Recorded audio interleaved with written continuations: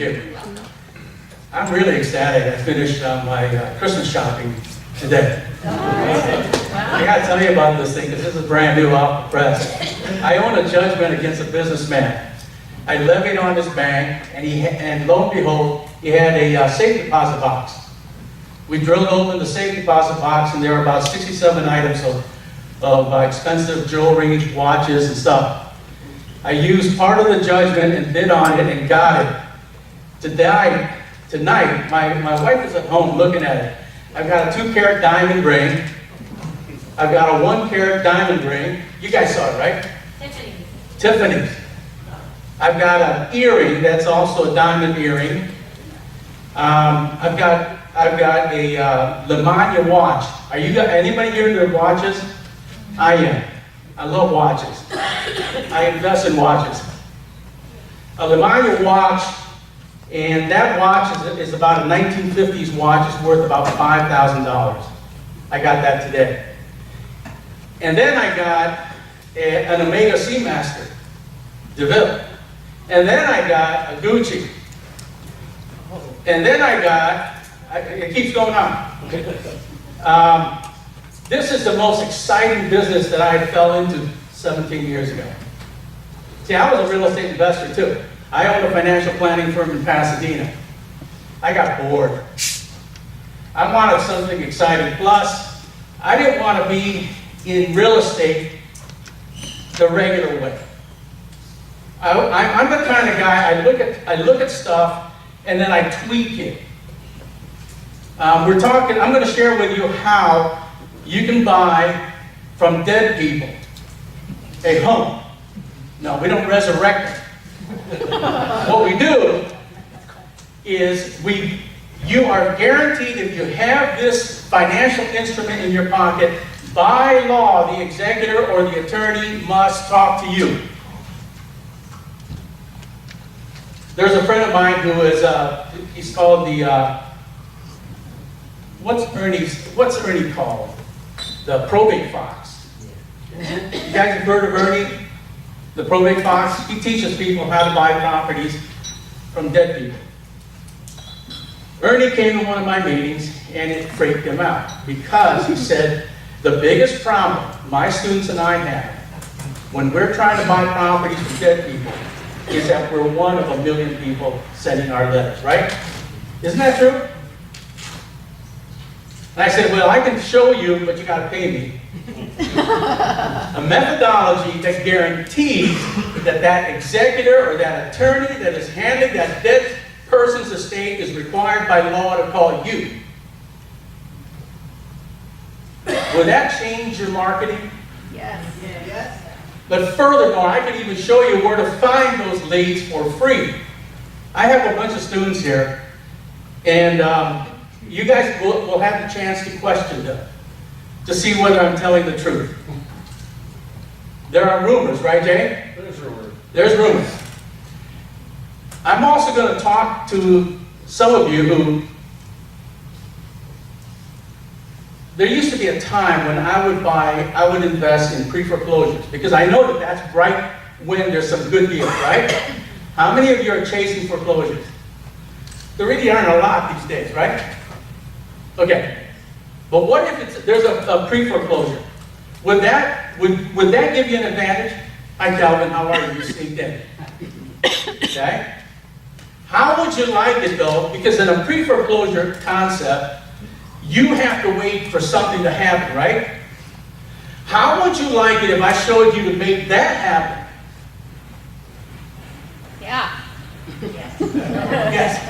You guys don't want to know? I have a student. She's in Sacramento. And she is a wonderful lady. She called me up and said, how am I going to enforce this $3,300 judgment? I told her how to do it. She said, that was so easy. She got paid $3,300. And then I said, go find it out and see if that guy, the judgment debtor, who owns 28 units in Sacramento, has another judgment against him. She calls me back a few days later. He's got a $150,000 judgment. It's never been paid. It's never been satisfied. I said, go get it. Because I'm going to show you how to use that judgment to take his property away from him, and he will kiss you for doing it. Yeah, you guys won't believe me, but. All right. Judgment profits. How many of you here are landlords? I know that I used to own a few properties. Sold them before 2008. I'm no longer in the property. Ed, you and I have a good friend, Marshall. He used to own a lot of real estate, right? I don't really own that. Mine has moved, by the way, to Asia. Okay? I sold and I moved to Asia. There are rumors, Jay, that I bought mango plantations. Oh, there's rumors you expanded that mango. Yes, there's rumors too. Landlords get ripped off every year by bad tenants, don't you? Yep. And when you win a judgment, you take them to court, the courts don't help you enforce that, right? Because you have to enforce it yourself. I will teach you how to enforce that, find their assets, and have a Merry Christmas. I kid you not. Calvin Lynn is here. Calvin, is it okay if I call you by your name? Sure. I just did.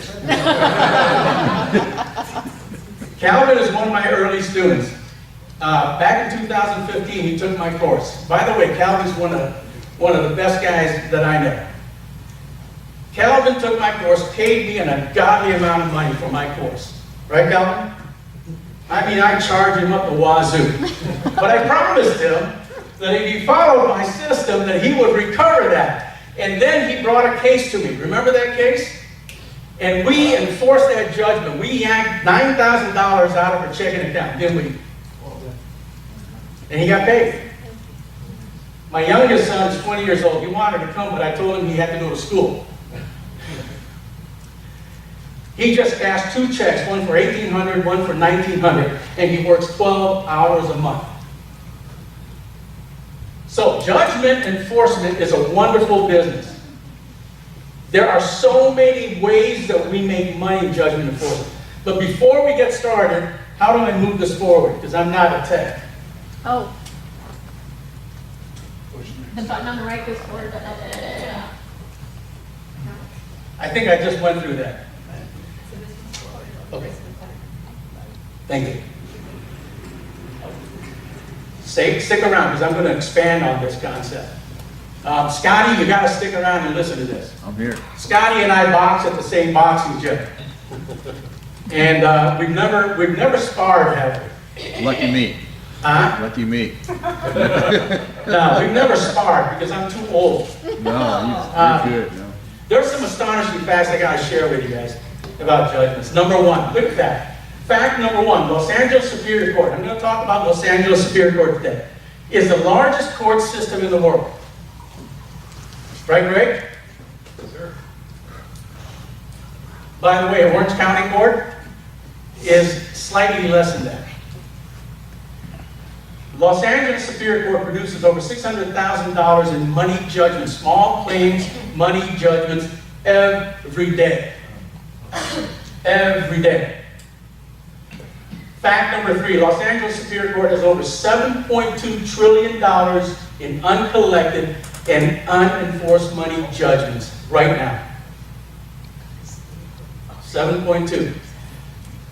Orange County, probably half of that. But look at fact number four. There are very few judgment enforcement specialists in the entire state of California. At a recent conference for the California Association of Judgment Professionals, we figured that there are probably less than 1,000 people in this business. But look at the market. And that's just Los Angeles Superior Court. I've got a little bit of that, 7.2 trillion. But I also have judgments in Northern California. I have judgments because there is such a need for people to come and help those who have judgments. It's a tremendous opportunity. Here's what I really love. Number one, I have no competitors. Okay? I was concerned when Steve Love asked me to teach a course back in 2015 And I said, you know, the reason why I've never taught it is because I didn't want competition. And I figured there's no competition. I mean, I'm just talking about $7.2 trillion of unenforced judgments in Los Angeles Superior Court. There's Ventura, there's San Bernardino, there's Riverside, there's all sorts of counties. But just in Southern California, we have the largest pool of judgments available to be enforced. All you got to do is know how to do it. And if my 20-year-old son can do it, I guarantee you anybody can do it. Okay? Tons of available judgments. Great referral business. Let me tell you about what happened this morning. And Gabby and Alex here know what happened. So I'm waiting there for the auction to begin, right? That's the one where I did my Christmas shopping this morning. I get a call from the judgment debtor. The judgment debtor calls me up and says, Mr. Isidro, can I pay you $1,500 a month? I said, sure. Because I take money. So I'm picking up $1,500 from him tomorrow. And he said, you know, Mr. Isidro, I really appreciate the fact that you're very professional, which I am. And you're very friendly, which I am. Could you help me on something? I said, yeah, what's the problem? I have a $25,000 judgment against a businessman who won't pay me. This is the greatest referral business in the world. Greatest referral business. I get referrals all the time.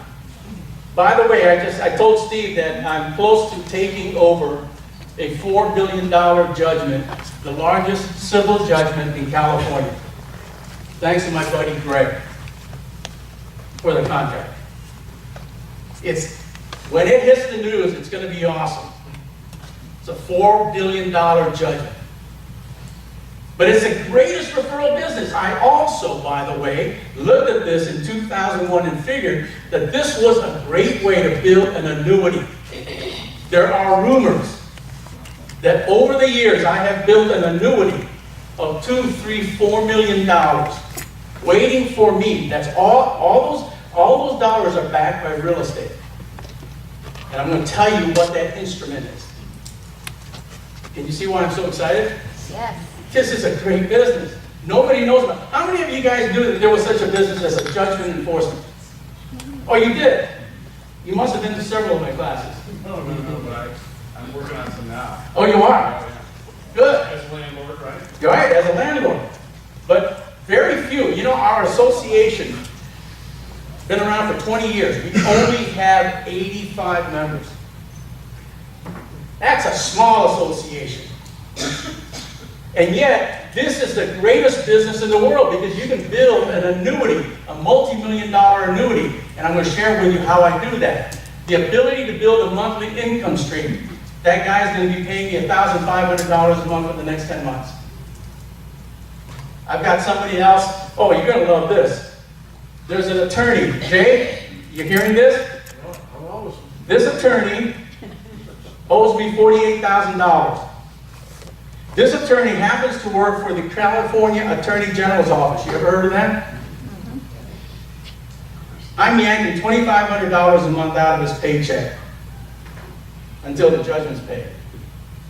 I call those love letters. I've got a couple in my briefcase. They came in before we left. I get love letters all the time. Checks. Tons of checks. You have the ability to build a monthly income stream. You work once and you get paid a lot. Most people drive by a courthouse and shudder. Do you? You probably do, right? I drive by a courthouse and I see dollars. I was at Torrance today, Torrance Courthouse, picking up my jewelry. Picking up my jewelry.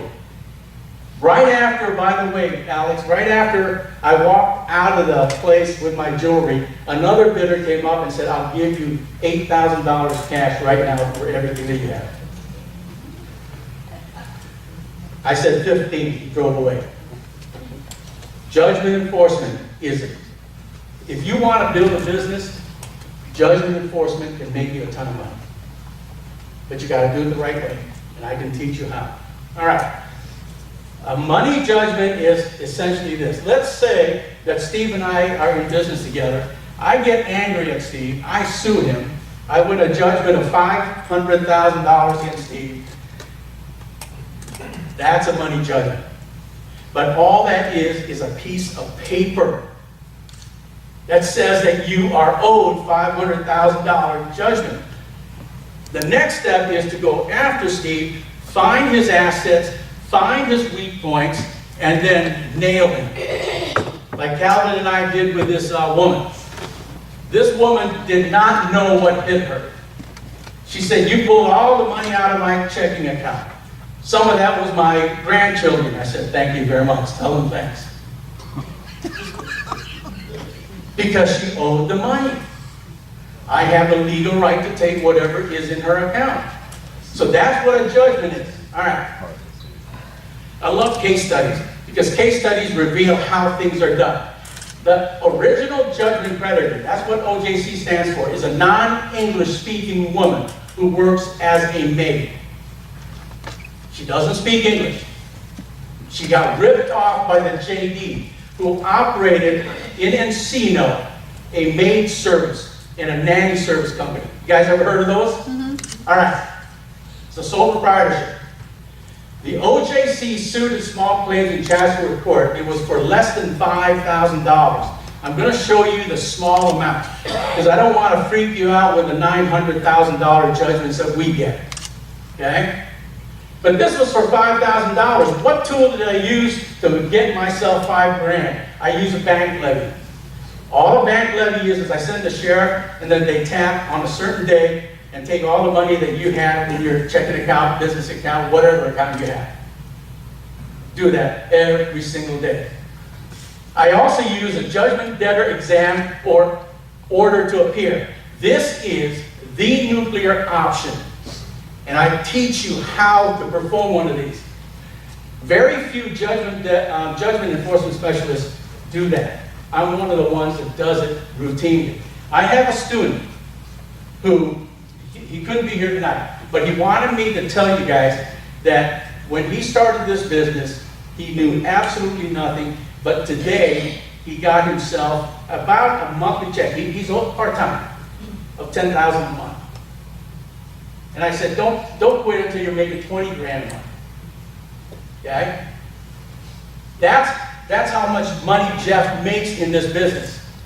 But he uses a judgment debtor exam. You hear that, Greg?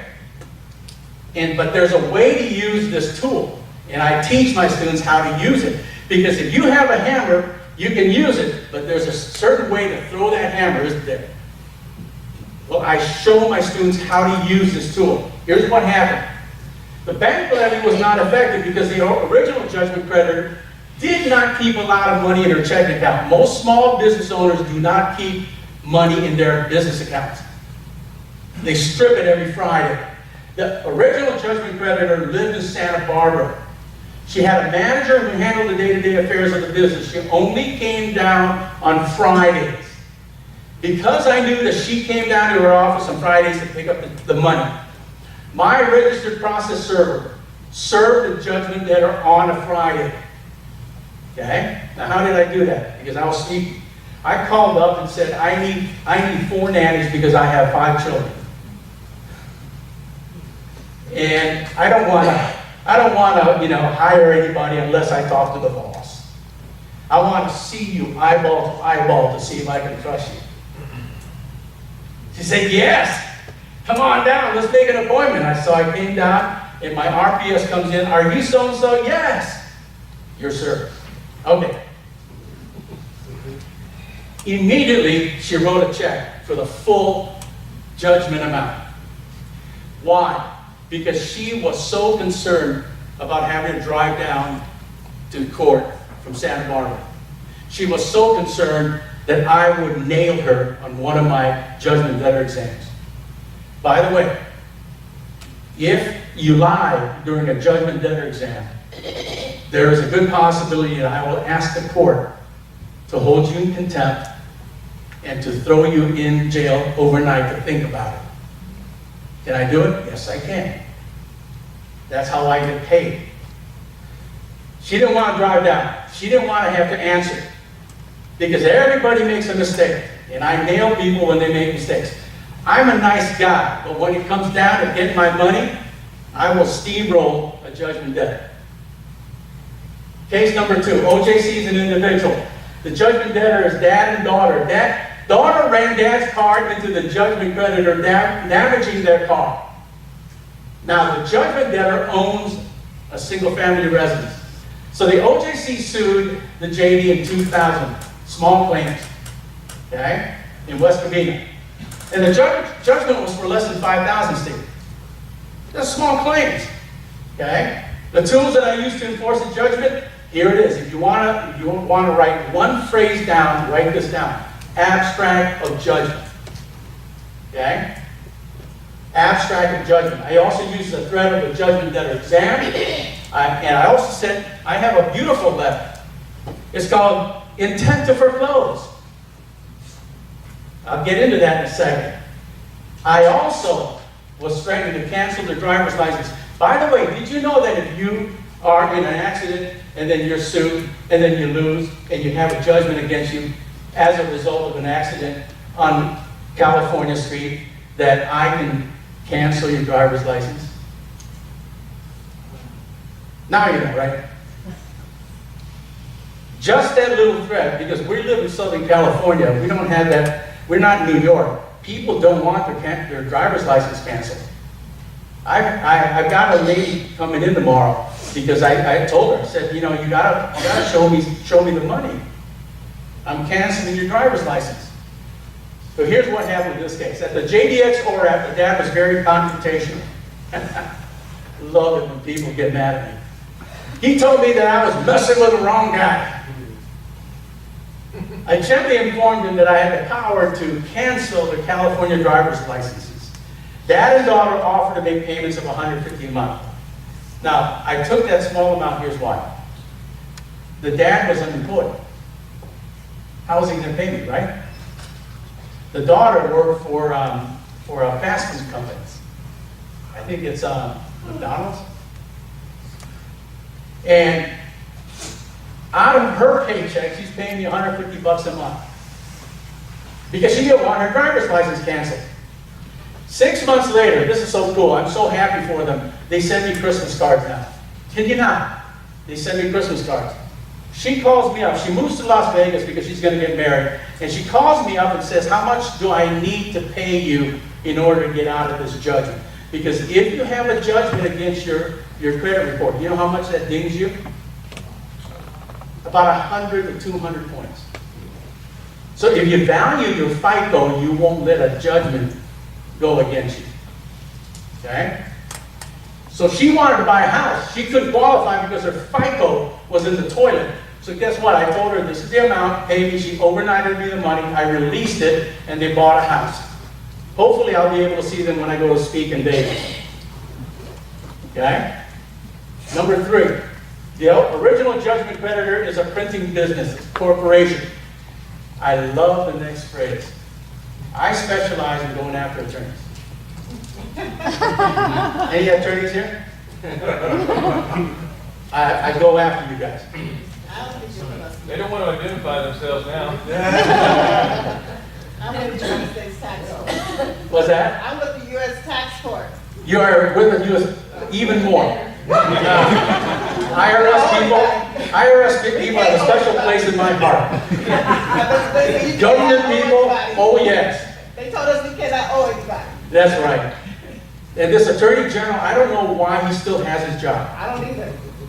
Because he should not, I should be garnishing his wages. Because he's an attorney, he's an attorney with the Attorney General's office. Right, Jay? Because most attorneys, if you have a judgment against you, you're in trouble with what? The Bar Association.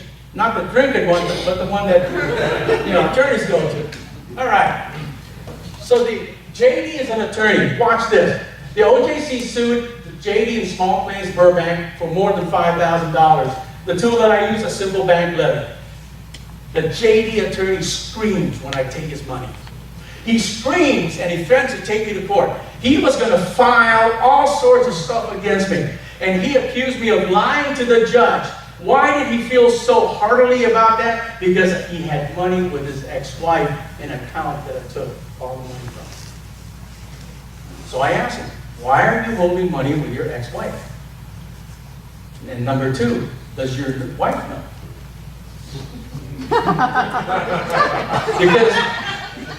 because Mr. Attorney, I have the legal right to subpoena your financial records and your wife and your ex-wife all at the same time to answer questions, and we'll have a party in the courthouse. By the way, I've done that. I have subpoenaed exes to come in to answer questions regarding the finances of their ex. If you've never been in that kind of situation, it is like a comedy show. I just had a case recently where the judgment debtor was trying to hide the judgment from his wife, not ex, from his wife. Well, his wife came to court. And I asked the wife, did you know that your husband has this judgment against him? No. I said, and I turned to the judgment debtor, I said, why didn't you tell her? Well, my business is my business. And then I turned to her and I said, is that true? No. This is a fun business. Now, by the way, he paid $4,500 down on a $10,000 judgment. Okay? He's paying money. A little gentle persuasion. So this attorney gets so mad at me and accuses me of lying to a judge, and he never calls me again. He just goes away. Because he knew that I had it. Right, Jay? He knew that I had it. The original judgment creditor was happy when I cut them a check for their portion of the judgment. He refers another case to me against another lawyer. Okay? I enforce that other judgment. I love going after lawyers, especially because they have, what is that account that you gotta have, Jay, if you're a practicing attorney? Oh yeah, it's called a trust account. Trust me, I love trust accounts. Sitting ducks, low-hanging fruit. From time to time, here's the fun part. From time to time, a judgment debtor that makes me mad will be on my hit list. Because I will look for judgments against them for the rest of their natural life. Let me repeat that. People who cross me, I will look for judgments against them.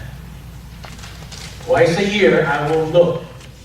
If there's a judgment against that person, I will then buy that judgment.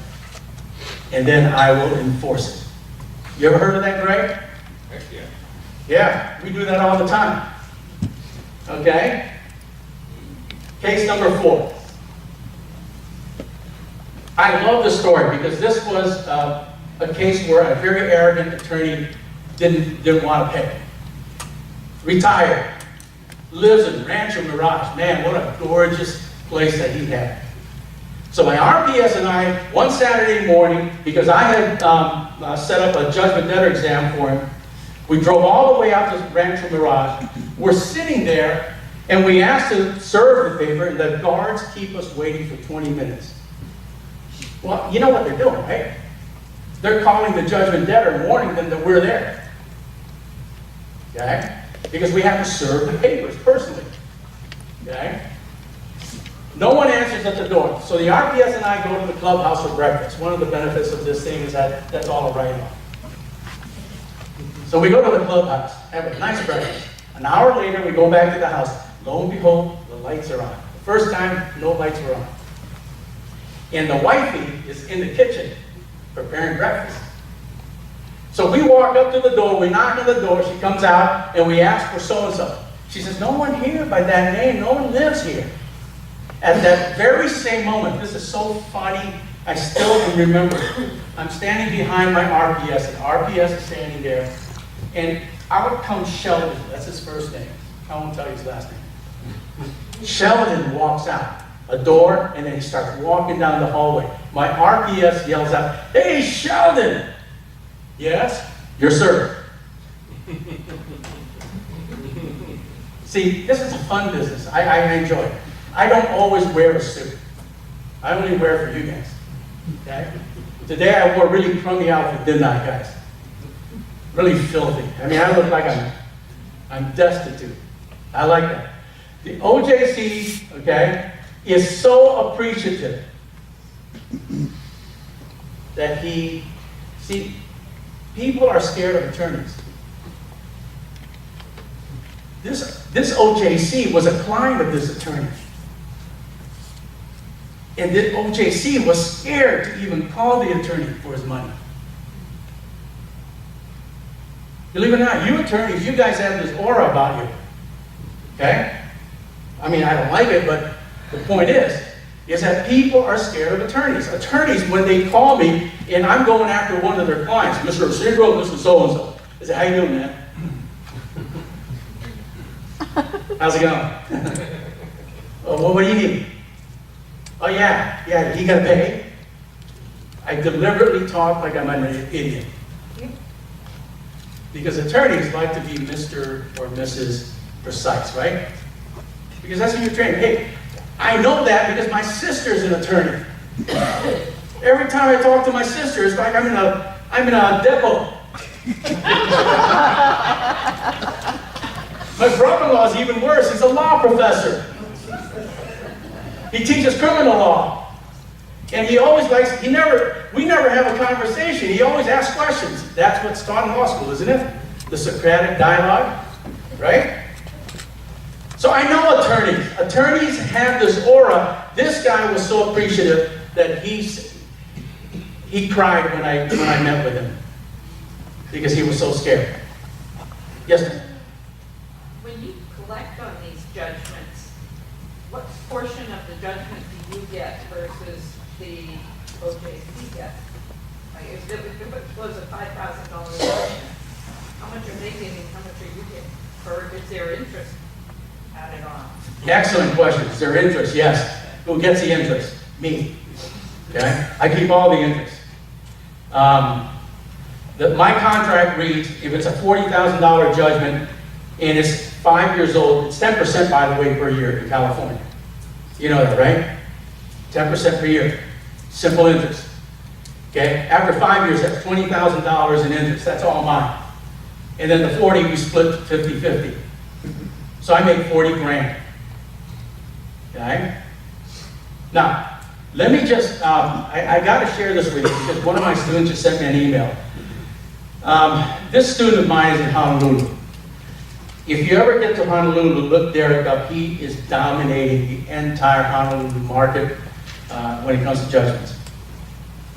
Derek attended my class in Honolulu last summer. And for 2 years, he tried this business with zero success. And so I sat down with him. I said, okay, first of all, pay me. He paid me. I said, then do this, this, this, and this. The first month, he goes out and does it. He gets himself an $85,000 deal. And he starts enforcing it right away. He just sent me a letter. Not a letter, but an email. Mr. Gray, tell all the people out there that this really does work. See, he just got paid this past week about $7,500. His goal is to get paid about $5 a week. Does he have competition? He has no competition in Honolulu. And here's why. Because very few people know about judgment enforcement in Honolulu. Okay? Here's another thing. I think at this point, what time do we have? Because I'm opening it up for questions. What time are we supposed to be done? 12 midnight? 9. Oh, 9. I was 12 midnight. My son and I brought our camping gear. Let me tell you another story of one of my brand new, she hasn't enforced a judgment yet, but she's about to.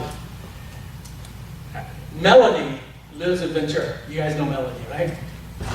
Melody is in her mid-60s. She's the sweetest person you can ever meet. Okay? And she got into this business. So she calls me up a couple of weeks ago and says, Mr. Gray, I am so ecstatic. I said, okay, what is it? Unless it's a diamond ring, I don't get that ecstatic. She goes, I'm getting a $150,000 judgment. Okay, that's good. But there's a debtor in jail or dead or whatever. No, he owns one of the biggest houses in Ventura. That's a better debtor. And I said, do you need help? She said, no, I'm going to do this all on my own. And I said, you're going to make a lot of money. Because that guy has a ton of money. You go after the better debtor. And Greg, there's another phrase that I coined and that I've copyrighted. The best and finest debtor. Who are those? Cities. Airlines. Banks. My 20-year-old just cashed 2 checks from 2 banks because he levied on their bank account. He got the judgment against them and he got paid. My oldest son over here is getting a check. Don't tell him, okay? He's going to make $3 grand on November 30th so he can buy Dad a nice Christmas present. But all he did was get a bank levy against, guess who? American Airlines. Do you think American Airlines has money? Yep. I teach my students how to cherry pick the low-hanging fruit. Okay? That's Derek and that's Melody. Now let me tell you something about how you can use a judgment. I think that now's the time, because I'm going to have my students over here be part of my panel. So, you know, I can take a rest and I can go to the bar and you guys can ask some questions. But here's the point. One of the most important things about this business is you got to have somebody to teach you. And it's a difficult business if you don't have a system. One of the things that that we have done is we have instituted a program where our students are going to be able to buy properties from people and force them into foreclosure. It's a pre-foreclosure thing. Would you like to hear about that for a second? Okay.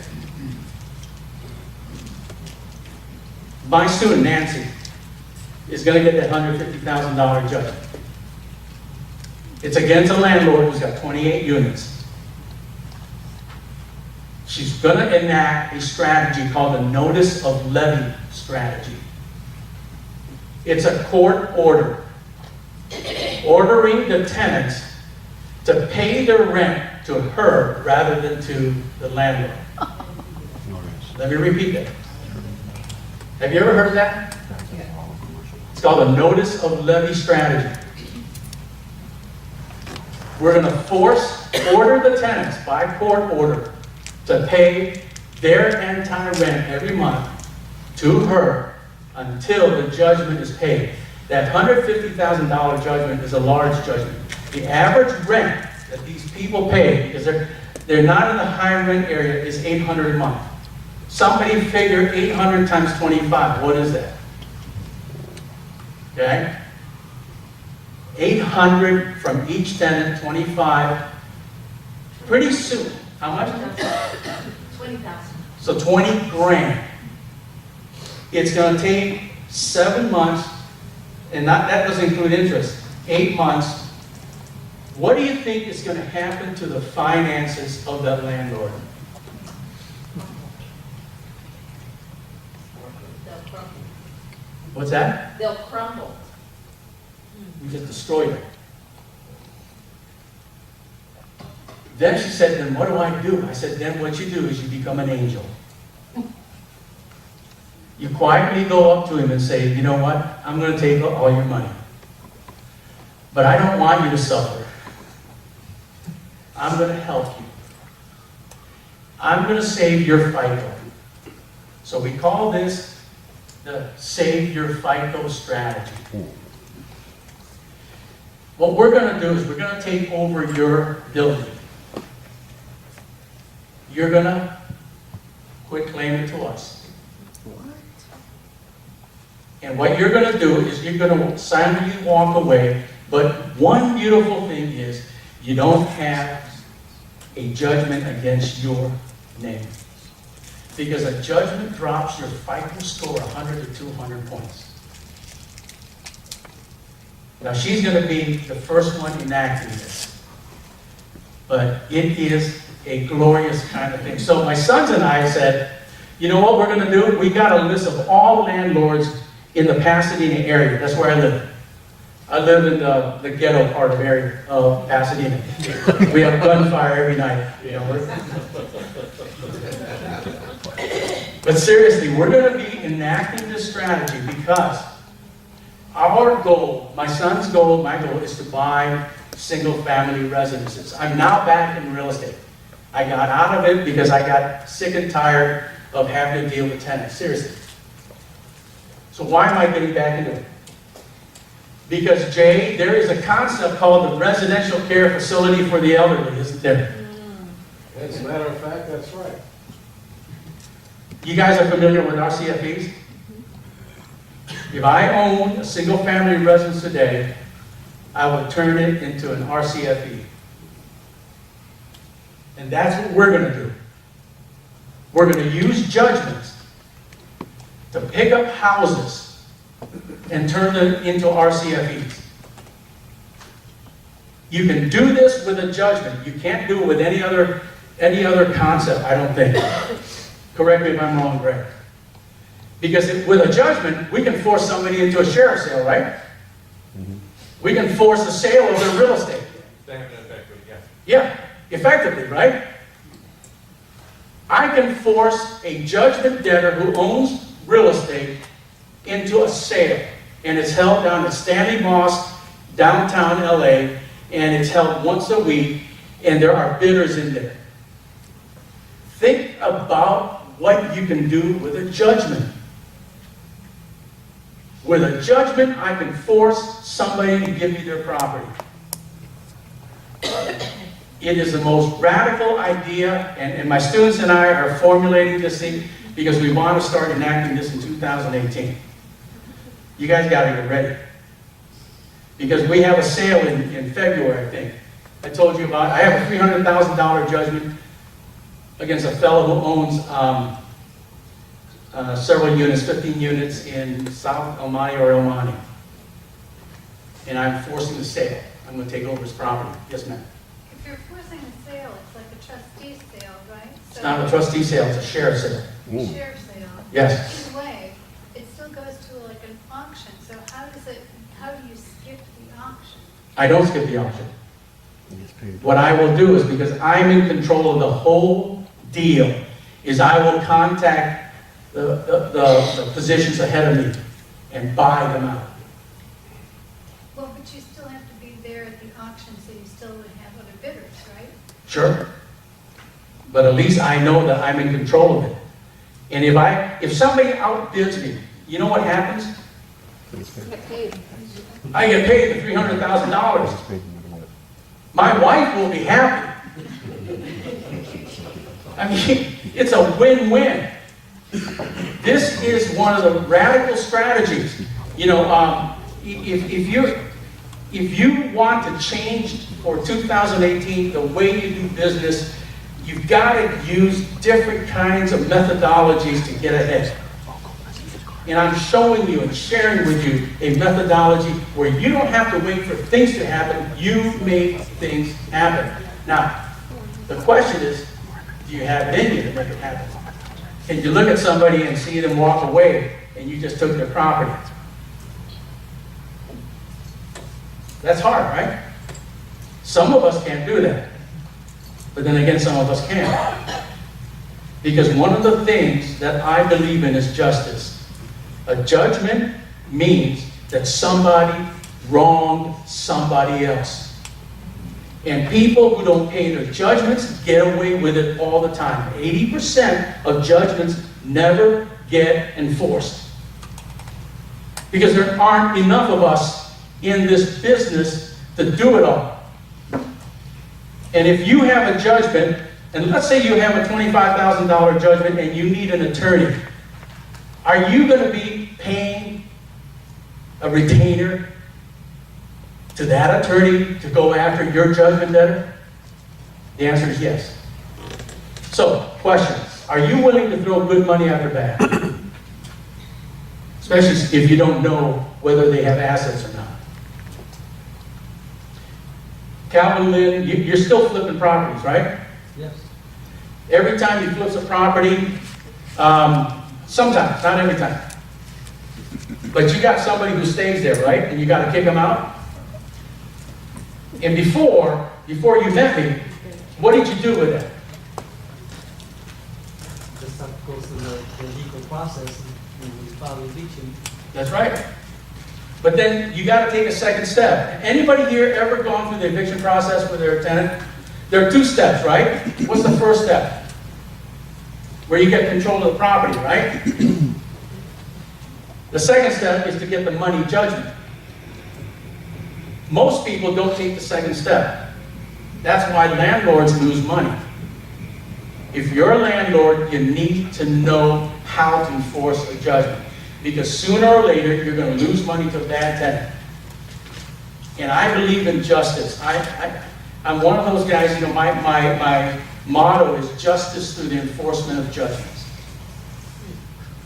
Because I've had people, I have one case where the lady and her husband didn't speak English, they're Chinese, they got run into by a guy, and he had no insurance, and he could care less because he thought that he could get away with it. Well, they sued him. They each sued him for $9,000. They didn't have money to hire an attorney to go over $10,000. They waited a couple of years. Finally, they called me. And I sat down with him and I said, with her son acting as interpreter, were you hurt physically? Yes, you were. Did your health insurance cover a lot of your costs? No, we had to pay out of our pocket. Oh, I said, you know what? And did the guy contact you? He just laughed at us. That burns me. Okay? That burns me. I have, my attitude in that case is I'm going to go after that guy. And I did. And I got to tell you the story because he's not become a friend. Does that happen every time? Was that? Does that happen every time? No. Okay. But you know what? That's a good question. Does it happen? I have become good friends with judgment debtors who pay. And they have told me this: we respect you because you work with us. Yeah. Because I am. I do everything according to the law. And I tell them, this is what I'm going to do. Like this guy this morning. I told him, I can shut your business down. I don't want to do that. Just pay me. I don't want to have the sheriff come in and take everything in your office and then put it in someplace and store it. Because I can do that. I don't want to do that. But this guy, when I called him up, I told him, you owe these people money. He says, I'm not going to pay. I'm dying of AIDS. And he was. Worked for the post office. I canceled his driver's license that really first because he's a postman. I canceled his driver's license. He comes begging to me and said, I can only pay $100 a month. I said, no, you're not paying $100 a month. You owe Mr. So-and-so $9,000 and Mrs. So-and-so $9,000. You have a 401k, don't you? Yeah. You're going to borrow that money. Or else I'm going to cancel your driver's license. Within 30 days, we got a check for $19,000. Okay? He retires. Oh, by the way, the judgment creditors, the Chinese couple, love me. You know, they buy me those New Year's stuff. You guys know those cakes? Yep. Yeah, they buy me cakes. Seriously, you know, my judgment creditors are really, because they've been wronged. Come on. If you've been wronged, how would you feel? How would you feel if somebody laughs at you in court and said you'll never get paid? And you were wrong. I get emotional about it because some of these people are really scumbuckets. And I got another case that came in today. Yes, ma'am. You said earlier that you kind of learn less and go after the debtors who've got the money. I imagine there's a bunch of us landlords in this room, and our judgments are against tenants who weren't paying. And so going after them is kind of like getting blood out of the stone. They went through the process, but they didn't have money, that's why they lost their place to live. So. Wait, this is a tenant that you sued? They didn't have any money?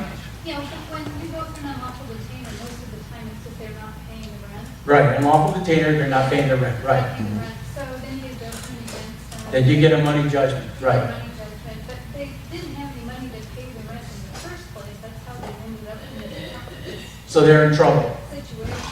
Yeah, so do you get much success going after tenants with unlawful detainers? Do I? I have a whole bunch of property management firms that send me all the judgments all the time. I do. Because I've spoken in so many places. I'll tell you this, but let me finish with our buddy. He's dying of AIDS, and 6 months ago he moved and retired in Arizona. He keeps in touch with me. And because, I feel for him too. I feel for him because he's got AIDS. And so, I said, Ron, you need any help, just give me a call. We have become friends, but only after we pay. Okay? But getting back to what you asked me, do I make money going after people who have no money to pay the rent? That's what you're really asking, right? Pretty much, yeah. Yeah. Yes and no. I'll tell you of a case. I waited a total of 6-7 years before I got paid. Okay? This was a guy, he and his buddies rented a house. They were in college. They didn't have any money. But the property manager is instructed, anytime that happens, get the UD and they get the money judgment, and that they assign it to me. And then what happens is that because it's not a better debtor, Greg, okay, I waited. I waited 7 years. I waited 10 years. Okay? 7 years goes by, I hit his bank account. He's now an engineer with the Los Angeles City. He forgot about me. Okay? I got paid. I have waited 10 years. This guy disappeared on me. He went couch surfing for 10 years. He's a real estate agent. Okay? In 2005, he got his real estate license, and then the economy hit, and he went through a bad stuff. Okay? I waited 10 years. I renewed the judgment, because in California, each judgment, you can renew it before the 10 years runs out, right? You guys know that, right? Yeah, for what?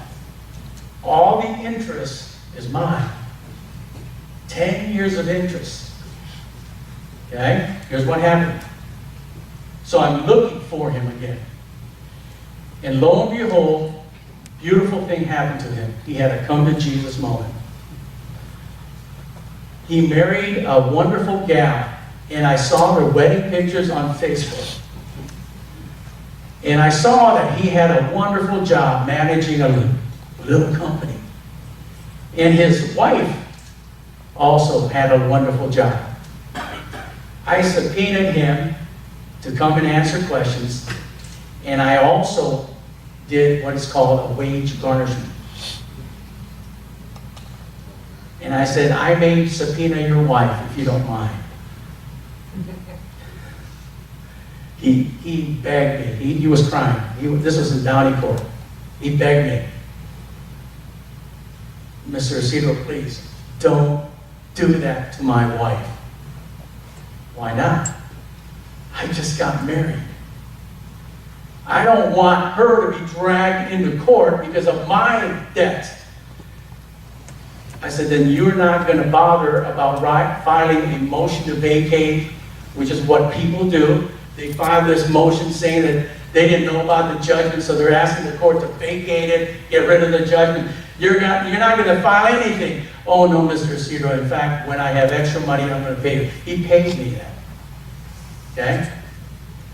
And you're absolutely right. Whoever asked that question, people need time. And I take on those cases, Greg. Yes, Greg. It's important to keep in mind, if you're looking at doing this as a business, instead of being a landlord, it's a different perspective, because as the landlord, you get the people that you get, and you can't be too picky or you won't keep the place full. But when we're looking for a judgment enforcement business, we can say, no, I don't want that judgment. So it is a little bit different. But I would also say, there's a lot of serial judgment debtors nowadays, and they will lie on their application, so you can't do a proper background check, you pay for a background check, it's inaccurate. They only pay a third of the real rent over a period of 5 years because they've learned how to work the system. So you've got those things in play, you know. Like you said, it's yes and no. Yeah. Everybody understand that I have a staff. I have several people who work under me. I only give them the low-hanging fruit. Like my sons, they don't do any of this stuff, fun stuff that I do. Theirs is boring. They just hit a bank and get paid. Okay? That's boring. Okay? I like to go up and have conversations with debtors. I like to know where they live. I like to see what kind of car they drive. I want to see their house. I have a judgment against a guy who's a multimillionaire in Downey. Okay? I got the judgment.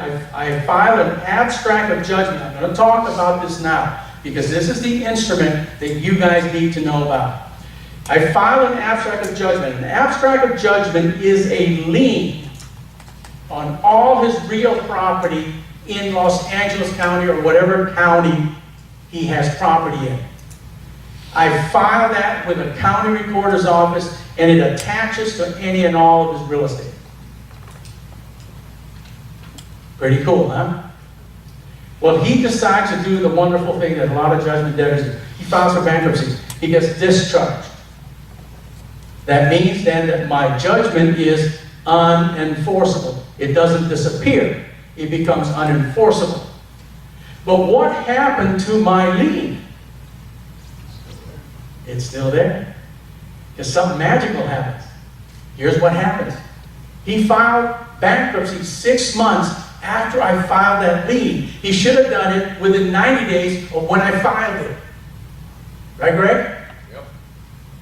He did it 6 months later, which means that my lien has cured. Which means that for the rest of his life, if he tries to refi, I get paid that $400,000. It's a $2 million home in Downey. Okay? The first is around $200,000. I'm second at $400,000. What a gorgeous thing an abstract of judgment is. Okay, where do you find abstracts of judgments? You find them at the county. It's free. What we used to do is we used to go down to the county and look at the dates, and then we put in abstracts of judgments, and we call all the people who have those judgments. We try to buy them. An abstract of judgment is a lien against all real property that a judgment debtor has in a county. And if you own that abstract of judgment, here's where the fun begins.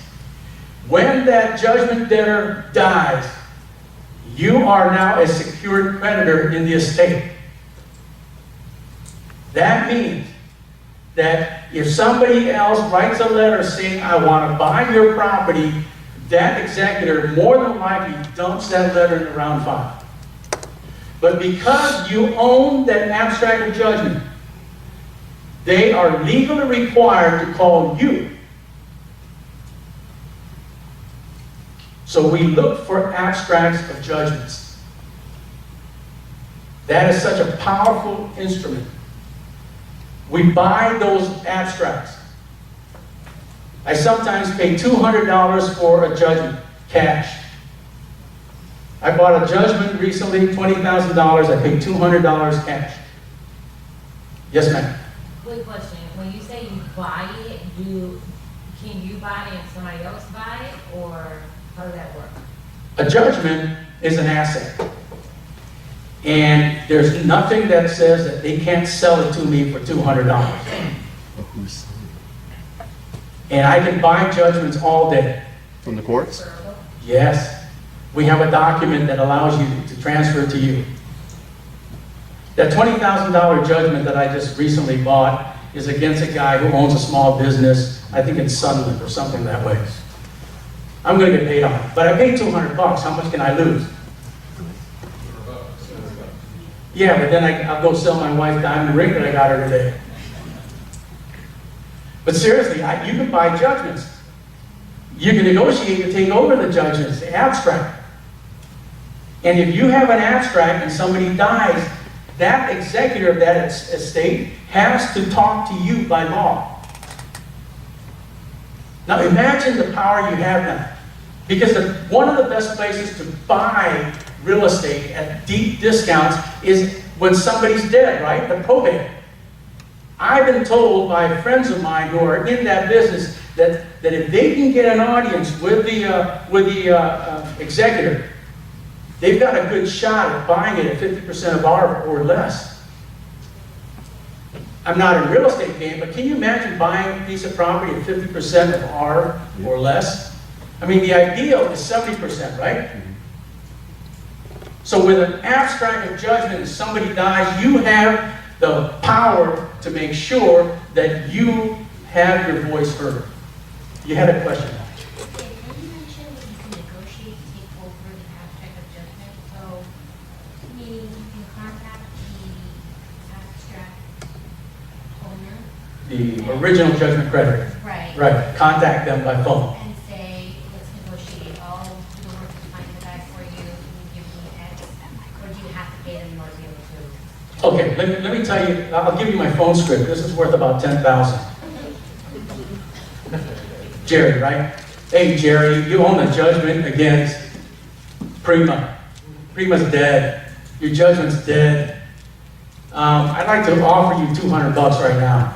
You got it. That's what people say, oh, they're dead. People think that they can't go after the estate. Isn't that cool? Think about that. How many of you want to buy properties from dead people? Okay. That is the best methodology, I am told, by pros in that business to get in front of the decision maker. Because they're required by law to talk to you. Okay? Did you have another question? So that's what I say. Okay. I say, Jerry, your judgment dead, you have a judgment and the judgment debtor's dead. You know, but I know how to resurrect people, so I'll give you $200 right now, cash. I get that. It's Stick it out. they've been waiting for a come to Jesus moment from the judgment debtor. They've been waiting, they've been looking every morning in the mirror, hoping that that judgment debtor wakes up and has a conscience attack that says, oh, I owe Jerry money, I better call him and pay him. Doesn't happen. So people give up on that judgment. Yes, sir? Just the fact that you're asking me for $200, wouldn't that put something in my mind and say, why is he offering me $200 if it's not a potential, there's something going on? Sure. So ask me the question. Yeah, why? Why? Yeah. Because I know how to resurrect the dead. Okay, so Because I can make money. why wouldn't I want to? Because you don't know how to make money. Yeah, but I'd find out. Okay, then take several years to do that. In the meantime, that estate's got to be settled in the next 6 months. Will you make Devil's $200? advocate, you know? I know, but I get that all the time. I can learn this. Sure you can. I can learn to be a brain surgeon too. But it's not my gig. No, seriously, that's what people, you know, I've had people tell me, well, what's in it for you? My sons have cold called. And people say, and hang up on them and say, I'm on a do not call list. All we're trying to do is make them money, and they hang up on us. Do we quit? No, because we'll call them next year. I have called people 15 times and finally they give me a call. Oh, did we talk before? Yeah, 15 times. Oh, we did? It's called persistence. I got started in business as a 21-year-old when I first came to California. I was 21 years old, a long time ago. My first job was selling life insurance door to door for Prudential Life in South Central LA. Wow. South Central LA. 21-year-old kid. It was safe back then. It was safe back then, yeah. Yeah, right. There were so many times I probably would have been mugged except for the fact that I like to joke. But let me tell you, I learned one thing because I was 21 years old. I was desperate. Nobody was hiring back in the 70s. Those of you probably weren't born in the 70s, so you don't know. The point is, there were no jobs in the 70s. The only job I could get was a life insurance agent for the Prudential Life Insurance Company of America. Full commission, 21 years old. I was driving a Bug, a VW Bug, okay, with no tailpipes and with rust on the side because I just came from Illinois. I learned how tough this world can be. And that's why I don't want to be like everybody else. I don't want to be chasing houses. I've had my students or realtors say, it's so hard, inventory is so hard, but let's create our own inventory for crying out loud. Okay? Steve, I'll get to you next. Ray, frankly, you're kind of an impressive guy. You're a boxer. You might be an attorney the way you're dressed. What if I'm a... Don't ever call me that, please. What if I'm a meek little self-spoken guy or gal, introverted, very fearful, maybe I don't even speak very good English. Can I still do this business? Oh, absolutely. Talk to my son who's 20 years old. I think I spoiled my boys. Okay, I spoiled him. Okay? He's 20 years old. He doesn't want to go to court. Kyle doesn't want to go to court. I'll go to court. But all they do, and I teach you guys this, you guys know this, what do we go after? The low-hanging fruit. We find judgments against banks. I love suing banks. We find judgments against cities. The city of Burbank is constantly being sued. I don't know why. So yes, if you don't want to be in a confrontational position where you have to talk to the judgment debtor, you can do it in this business. Look at my sons. They don't have to talk to anybody. I've got her and I'll get to you. Okay. Did I answer your question? Thank you. Quick question, when the people die and you call to get the judgment from them, so you call the other people and say, oh, can I get it? Well, just say if the house goes up for auction, because it's over or a wholesaler comes in and buys it. So do you get paid your initial $200 or you get to pay the whole judgment? That's a great question. I bought a $10,000 judgment against a dead person. I bought it for $200. My deal was not accepted. The house was sold. I got paid 10 grand. Did that answer your question? I win. I win either way. It don't matter to me. Yeah, seriously. I mean, look, there's $7.2 trillion in Los Angeles. Don't you guys go to Los Angeles, okay? That's my territory. Stay down here in Orange County, or whatever county. I have a buddy who goes up to one of these small counties, and he tells me this story. He said, I went up to the small county, I walked into the courthouse, and I asked him if I could look at the judgment files. And then he said, you know what, there's such a small county that even the judge came out and talked to me. The DA came out and talked to me. And they said, we need you up here. Yes, well, yeah. On these judgments, you go to somebody who has this abstract, and you say, I want to buy it for $200 because the party is now dead. Okay. Then, and the judgment is, say, $10,000. Okay. You collect on that judgment. Right. Now you've made $10,000 plus interest. Right. That. Are you obligated in any way to go back to that person that sold it give them any portion of that? or What was the would deal? they- $200, it's mine. He sold it to me for $200. By the way, I also get judgments assigned to me where I get 100% of it. Did you hear me, Greg? I get judgments where people just give it to me Why would someone do that? because they don't care. They've been waiting. This is a story. I'm going after a guy in January. He inherited his mom's property in Pasadena. He borrowed money from his girlfriend. She sued him.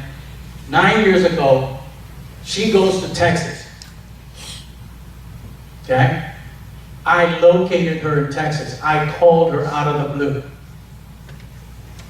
I said, you know, you got a judgment against, oh yeah, that piece of, You know, he lied to me, such a sweet talker. I said, you want revenge? I give you revenge.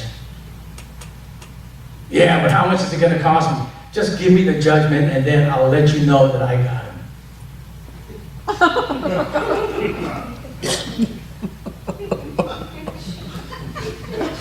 God.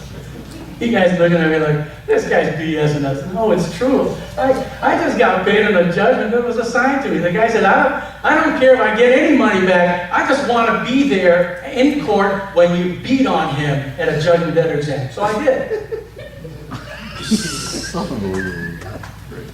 That's funny. You're looking at me like you've never heard this before? Seriously, nobody's come in and talked to you guys about this stuff? This is my first class, so. Okay. Your judgments, I mean, they went to court, somebody just said, hey, you did wrong. Right. You deserve it. And I get so many judgments. I got one from a guy who's in Tempe, Arizona, against a landlord here. And I told him, I said, look, Aziz, his name's Aziz.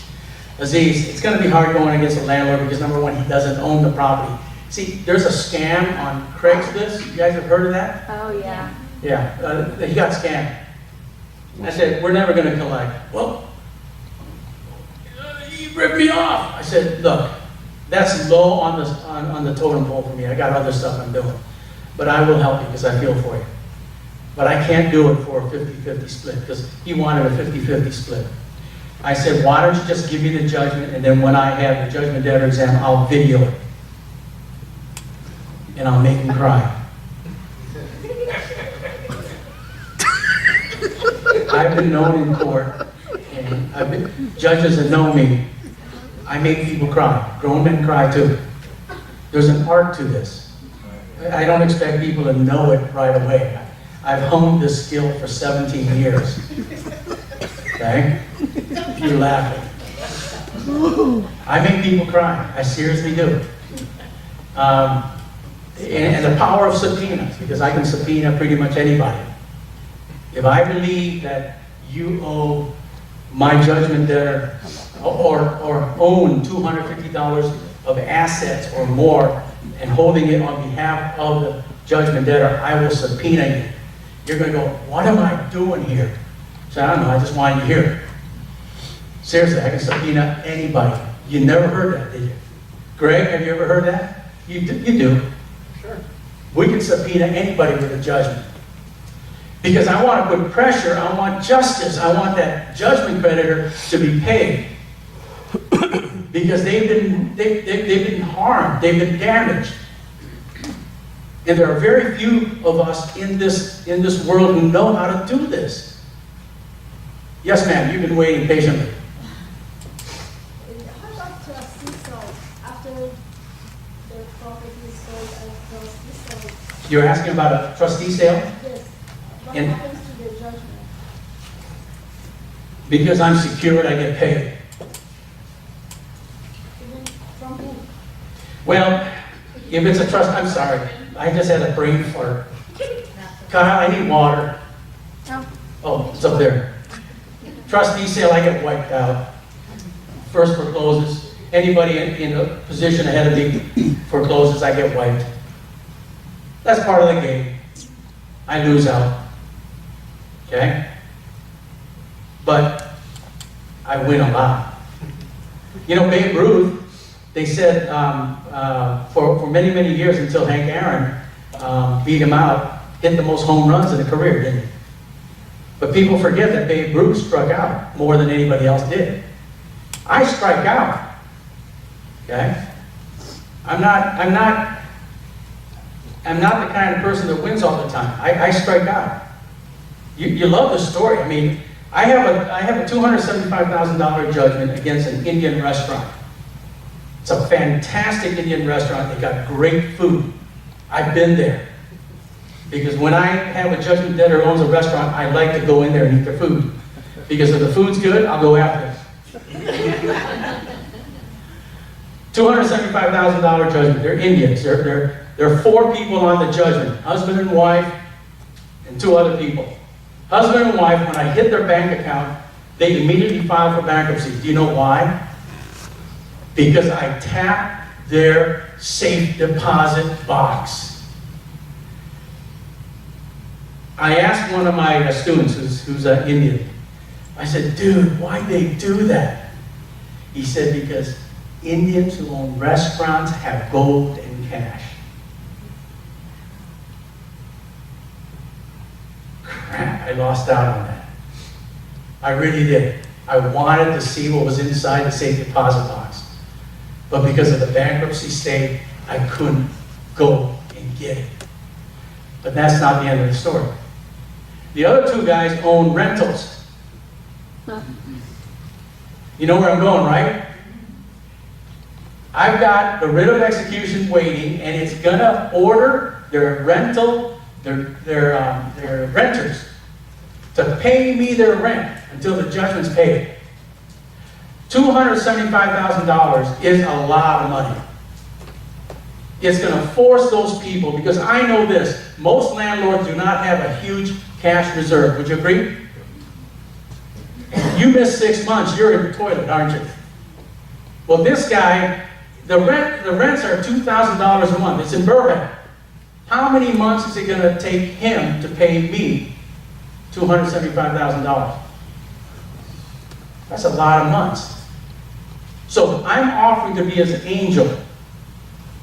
And when I get together with him, I'm going to say, let me save you. I want to be your friend. Okay? I don't want an adversarial relationship, because, you know, I gotta do my job. I gotta get paid. But I don't want you mad at me either. I'm just doing my job. Okay? That's all I'm doing. Why don't you walk away, you hand me the keys, you sign it over to me, and I'll take over your property. It's going to happen in January or February. 2 houses. Okay?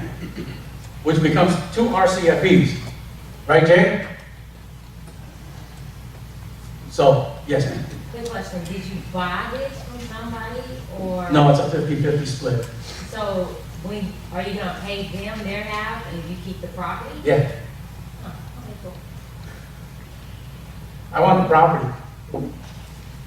So I'll have to borrow money from my son's accounts to pay him off. But with the other people, the 50-50 portion, would they say, no, I want some of the house too? Could they do that? They could ask, but my answer is no. Because once the judgment creditor assigns me the judgment, they assign it totally, all rights. I am totally in control. None of this, most people have never heard of this methodology that I'm sharing with you. And Steve is wanting me to speak all over the place, because most people have never heard of this. Now, I've got some students here. Do you guys have any questions for them? Are you guys okay to answer some questions? Any of you want to ask questions over there? Yes, sir. Just on that last deal, so there's a possibility he could refi and pay you off for the... Always a possibility. He could file for bankruptcy. Yeah. Like his business partner did. Okay? Or he could shoot himself. I don't know. But the point, there's so many possibilities. And then you can go out to the estate. Yeah. Scott, can you stand up? That's my bodyguard. Yeah. That's awesome. Yes, you have a question. Can you describe your class or the program? My class. 1997, one-day training, December 9th, Wow. One day. in Pasadena. All you need is one deal and you'll get all your money back. January 2997. Okay? But that's not the best part. The best part is the monthly meetups that we have. The monthly meetups is where deals are made. I have students who miss the meetups and they don't know what's going on. Come to the meetups. Part of that also is that I am local, I am available. My students know. Patty knows. She emails me at 11 o'clock at night, 29 questions. I answer 28. Right, Patty? Then I called for the 129th. What's that? Then I called you for the 29th answer. Then she called me for the 29th. By the way, Patty's one of my students, and you got a $65,000 deal that you're gonna start wage garnishment on. When are you gonna do that, Patty? File the paperwork this week. Okay. I don't have time, I have a full-time job, so. Yeah. See, most of the students start out part-time. I'm full-time. Okay. A lot of your judgment enforcement people in the state of California are part-time. I'm fortunate that I have a system where I make pretty decent money. Okay? And the way I describe that is I take 3 months off every year. Okay? And my wife and I got back from vacation 3 weeks ago. She wants to go on another one. Because to me, you know, I want to enjoy my life. I don't work hard. To be honest with you, I work 20 hours a week. 20 hours. And the reason why is because I box in the morning, right, Scotty? Sir. I'm in the boxing gym, and we get out at about noon. Okay? We should have brought some gloves tonight, done some drills. I missed boxing this morning because I was at that auction. I work 20 hours a week. And I told Steve, I said, I do not allow myself to work more than that. Because then it becomes work to me. But I have to make my time valuable. I turn away more judgments than I take on. Okay? And the reason why this business is so good is because I have learned how to make it happen. It's just like you guys in your businesses. You know how to make it happen. You go, it's automatic, right, Calvin? Calvin knows that in his business, what's the first thing that you do every day, Calvin? Besides looking at making coffee.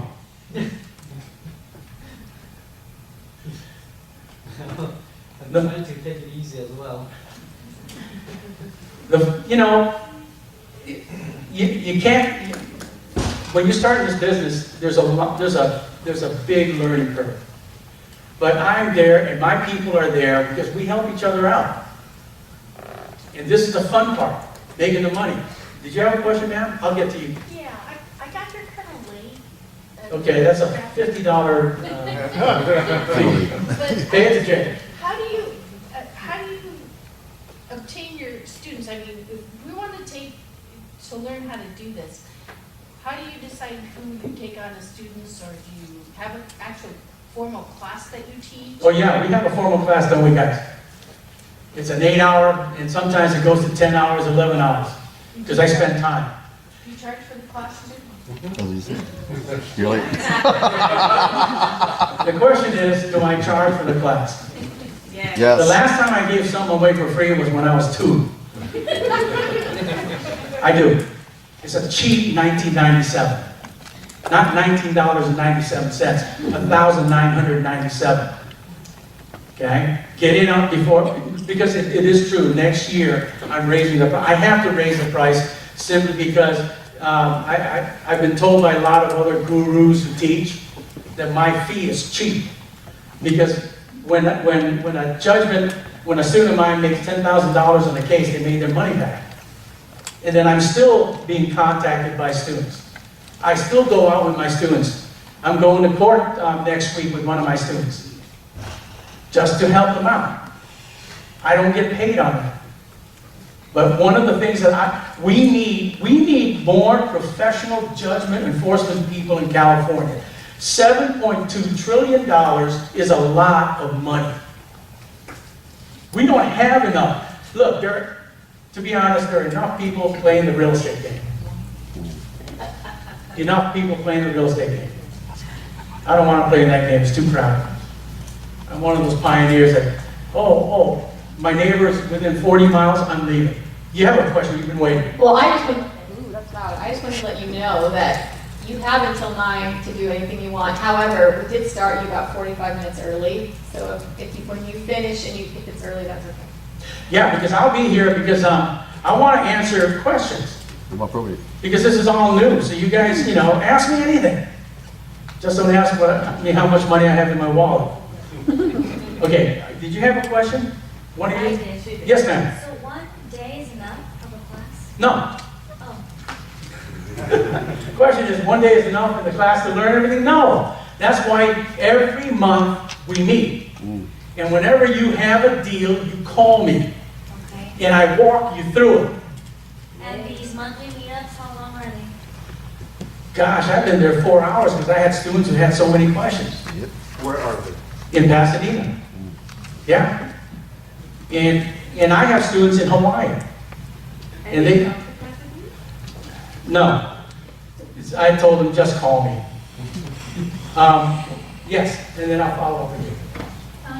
Can you give us an idea of how much you spend your time on each phase of handling judgment? So finding a judgment, I imagine you have to find a creditor, you have to find a debtor, all this stuff. How much time do you spend on these different pieces? Okay. Kyle over there spends about an hour a week finding judgments. Because he's got a full-time job. I told him, don't work hard yet. I want you to have at least $25,000, $30,000 in the bank, which you'll have next year. Then quit your job. Okay? We spend less than an hour, 2 hours finding enough judgments. You know why? Because we have a service called Unicourt. And we can run the name of American Airlines and all the judgments in California come up. It's called Unicourt. This is so easy. It used to be I would go down to the courthouse and look through every stinking file. Wow.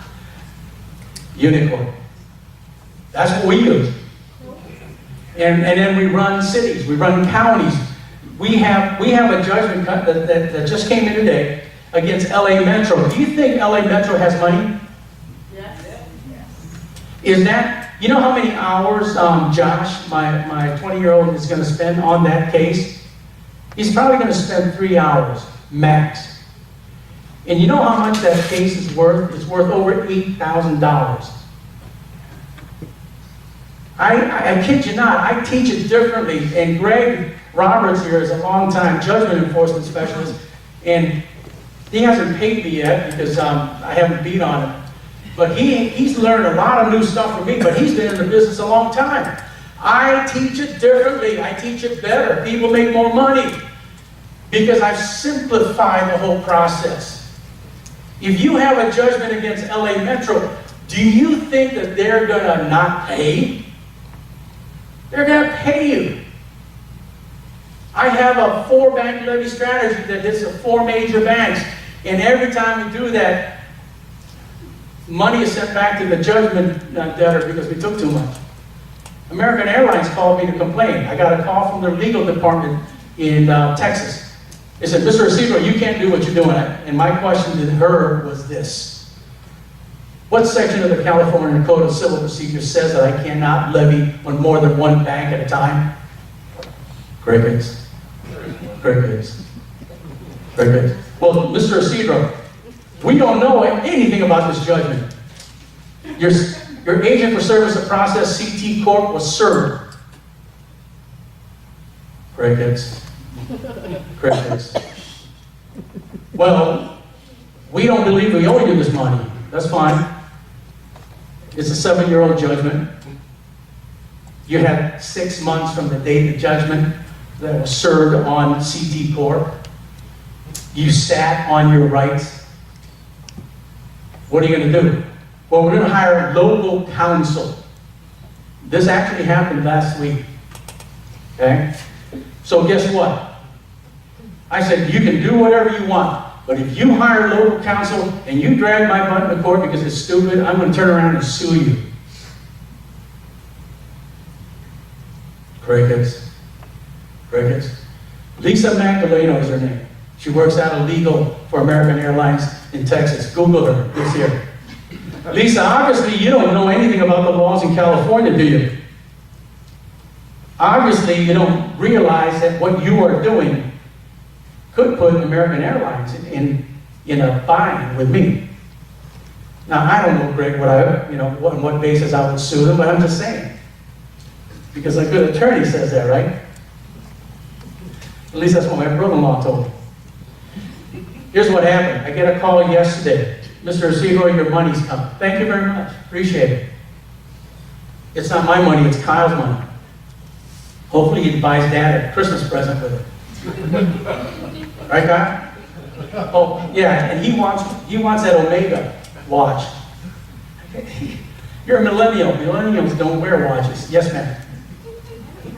Yes.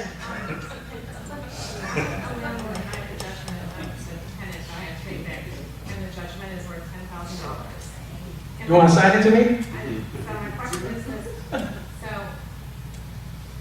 maybe what your recommendation is, I can take your class for 2,000 and learn how to collect the judgments. Exactly. Or I Yeah. could say, oh, 50-50, you do it.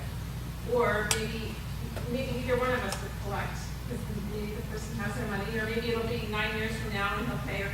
Exactly. All these scenarios. All these scenarios. So how do I know which direction to go? My suggestion to every landlord is this. So knowledge is power. You need the knowledge so that, number one, Mr. Landlord, you guys know who Mr. Landlord is? Yeah. He invited me to speak at their last convention stuff. They don't have anybody who speaks about how to prevent yourself from getting a bad tenant. And if you do have a bad tenant, what pieces of information should you get? Knowledge is power. Instead of always losing money to that, learn how to do it yourself. That's what incentivized me back in 2001. Because I hated parting with my money and paid an attorney in Pasadena an ungodly amount of money to chase a judgment. And then after he got the judgment, I said, where's my money? He looked at me and says, well, no, I got you the judgment. You got me the judgment, but where's my money? And so he goes, no, you're going to pay me again. By the way, that's what attorneys do. Any attorneys in here? No one's going to admit that. Soon to be one. Soon to be one? Oh, I feel for you. My best friend is a judge in Alaska. He and I have been friends since '65, so we're pretty old. Kevin is his name. Kevin keeps telling me, man, I can't wait to retire. I want to do that in Alaska. What you're doing? I said, Kevin, come on down, just pay me $3 grand. I charge my friends money. Was there a question here? Yes, ma'am. I have a question about bankruptcy. Soon to be attorney? Sir, yeah. Yes. Hopefully. Gosh. Hear that, Jay? Yeah, I heard that. You hear it? Okay. Well, that's the bar exam. Yeah. Yeah. But I've been in the industry for 22 years, working with attorneys. My question is, when we encounter something like this in bankruptcy and we file adversary proceedings and defending that lawyer is your creditor, would you put it on? Depends on the facts. The question is this: if a judgment debtor goes into bankruptcy, is there a possibility that I would file an adversary proceeding? That's your question, right? The possibility is absolutely yes. The reality is I don't really care. Because I will waste my time sitting there on 9th Street or 7th Street, where they meet for bankruptcy, and waste my time. I used to go down there, but today my philosophy is this: I'm not going to waste my time. Let me find another judgment to go after. I'm not going to fight somebody going through bankruptcy. Now, maybe Greg fights them. I don't. I want to make money. Okay? I don't get paid sitting down there listening to the trustee and listening to everybody's case. If you've ever been down there, it's boring. I'd rather go up to the hills and shoot my guns. It's more fun. Steve? You started out tonight talking about diamonds and watches, and I'm unclear on how you get diamonds and watches.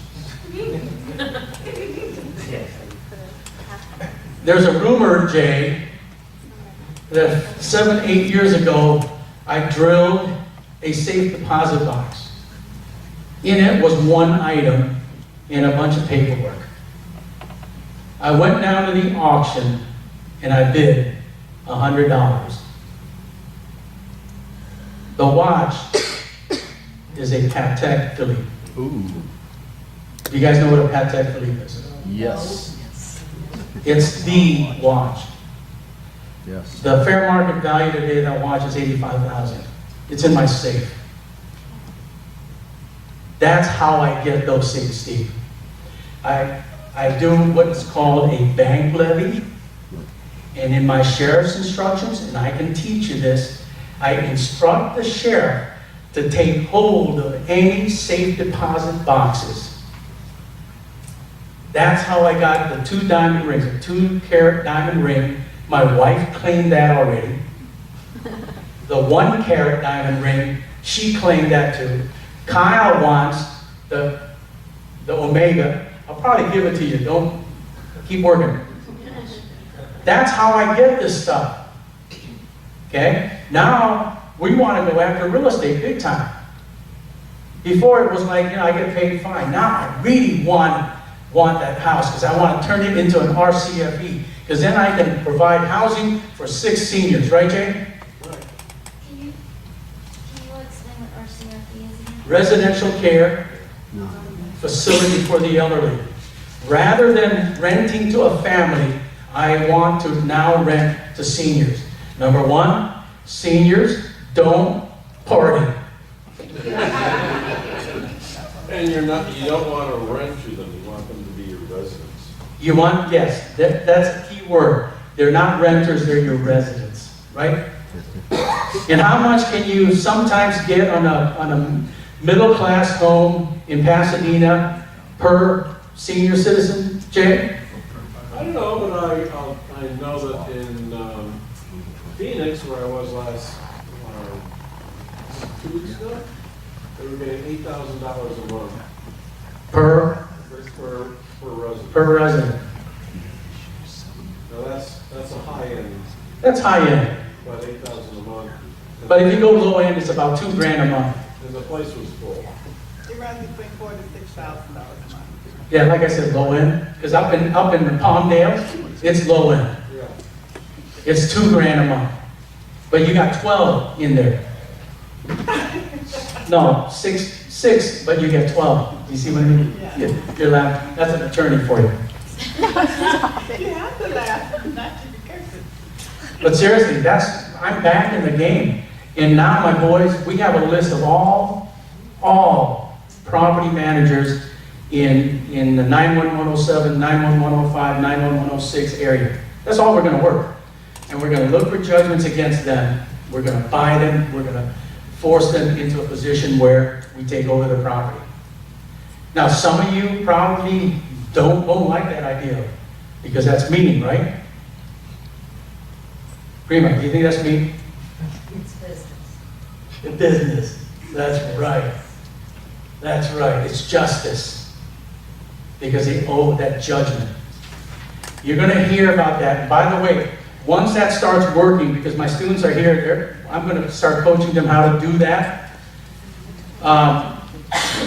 The class probably is going to evolve to about 15,000.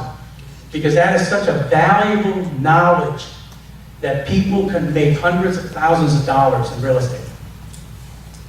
RCFEs, because the graying of America is happening. That's why people call me gray. But my wife still loves me. Yeah, at least you have that. I still have hair. Do you have any questions for any of my students? They're open. They're here. Actually, there's 2 questions. for the students, or you. You have the class, and how do you find out about the schedule of the class? Okay, the schedule is December 9th in Pasadena, the Pasadena Sheraton. 303. 303, my mind just went blank. Cordova, East Cordova in Pasadena. Starts at 9, officially ends at 5, but we usually go into the restaurant and just kibitz all night. Is there a contact number to?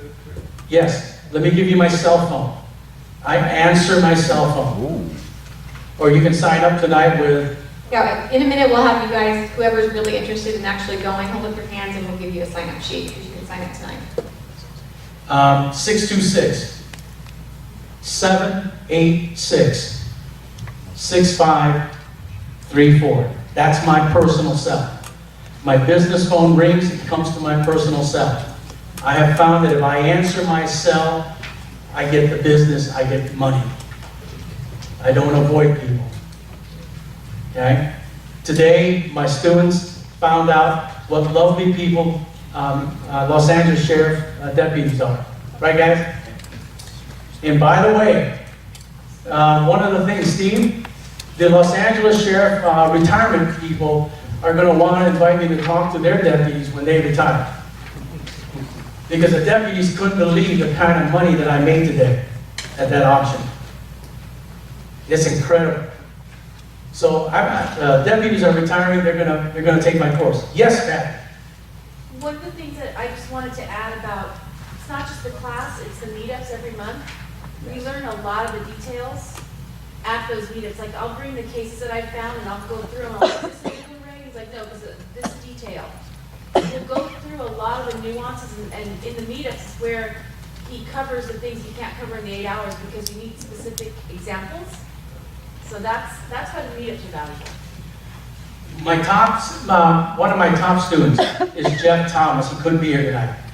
He started 2 years ago, and he just went balls out. Here's what happened. About a year ago, he went down to Orange County on a $3,000 judgment. He went to the guy's house, signed it up, and came back. Found out that that guy ran one big law firm in Beverly Hills. That attorney, judgment creditor, called Jeff up and says, you know, I like your style. I find you're aggressive. Come on by, a couple of my attorneys are going to be there, and we've got something for you. They gave him a total of $3 million in judgments. And I called Jeff and I said, you need help? Because I'm so helpful. He says, no, I don't need your help. And he said, and in fact, he says, I have so much work. But he's a guy, I've seen his checks, $25,000. Steve saw some $10,000 checks. He's working this business, okay? And he's got another case that is it's going to be awesome. And all my students, if you become my students, I promise I will teach you, I will mentor you so that you will know this business. Yeah, you can't learn it all in 8 hours. But like Patty says, it's the follow-up. Because if you have a case and you're having trouble, all you got to do is call me. Right, Patty? Yep. And in fact, Gabby over there also called me once and I said, no, don't get that, right? There was a case that she had. She was so ecstatic. I said, no, don't do it. Yes, ma'am. So with your course, will the students individually have access to the You will subscribe to their service. Yeah. But let me tell you, it's extremely valuable because you don't have to go into the courthouse to find judgments any longer. Okay? It's that simple. Yes, sir. My second question is, one of the people here is very experienced in law. I'm not. A lot of this is over my head. Before I take a class like that, I'd like to be able to understand a little bit more stuff. Do you have some recommendation of what I could start with people to show up? Yeah, you know what? Go to YouTube. There's a lot of guys out there who have videos on judgment enforcement. Yeah, I know some of those guys, but no. No, because you know what? My students pay a dear price to get my knowledge. I'm not going to give it out for free. Yeah, but I'm saying it's just that, you know, sometimes when you first it's Do it, just- it's yeah. like, Better yet, go talk to an attorney. You know why? They'll tell you they don't know judgment enforcement, so then you can tell them to take my course. I have a special price for attorneys. Seriously, I have a special price for attorneys. Attorneys pay me $10,000 to take my course. Special price, just for attorneys.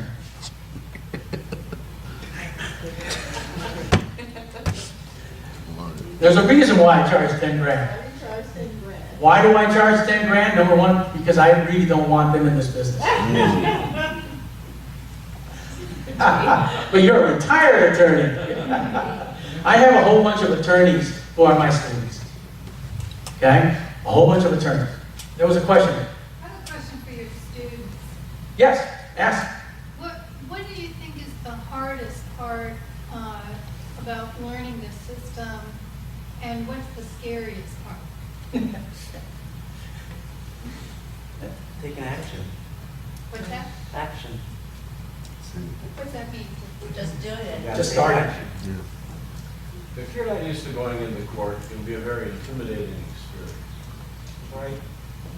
But there are some of us here who've been into court so many times, this is, we could care less, right? You know, one of There's the, a lot of things that you can look up in the law, and it's right there. You know, and there's books you can get. But it's kind of like when I first became a lawyer and I was in bankruptcy, right? The guy that I worked for first was Bill Simon in San Bernardino. I learned more in 6 months with Bill Simon, just hanging out and having him say, here, go do this and go do that. But he'd tell me what's going on. And he'd give me these little insights. And I'm pushing way ahead because there's somebody there he's doing chapter 11, he's doing chapter 7, he's doing chapter 13. And you're in the middle of it and you're kind of holding on to their coattails for the first 3 months because everything is so new. I don't care who you are as a lawyer in a law school, everything is new. but remember, If you take his course, the most important thing is not, he'll tell you about the law and everything, but you know, you can pick that up in the books. You can pick the procedure up in the books. But he teaches the business of law, the business of debt collection and judgment work, right? I mean, he teaches the real stuff. And it's not written down necessarily in anybody's book. It's like if you don't learn it, you're in the trenches, you're never going to learn it. This thing is street smart. And that's why when I sat in his course, I looked at him going, yeah, okay, I know that, I can figure that, I can get this and that and the other thing. But then 80 to 90% of it is just like what you heard right here. It is, oh yeah, and I went and I did this and that and the other thing. Well, this and that and the other thing is not written down anywhere. It's what you learn. And you learn it from him. You learn it from anybody else who's got 10 or 15 years in the business. And that's the real value. I was in court downtown, and I was in front of a judge, a whole bunch of attorneys. And after a while, this is the kind of stuff that you will hear from judges. He said, Mr. Isidro, are you an attorney, sir? Your Honor, I'm not. Well, Mr. Isidro, number one, you dress better than most of attorneys who come in here. Which is true, because I like custom-made suits.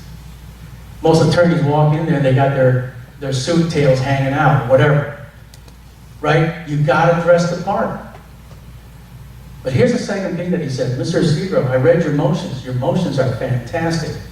You must have legal training. I said, Your Honor, I don't. This is just stuff that I picked up over the last 17 years. Well, Mr. Isidro, you are very impressive. Thank you, Your Honor. I've heard that from many judges. This kind of stuff is not taught anywhere, except if you learn it from people who are in the game.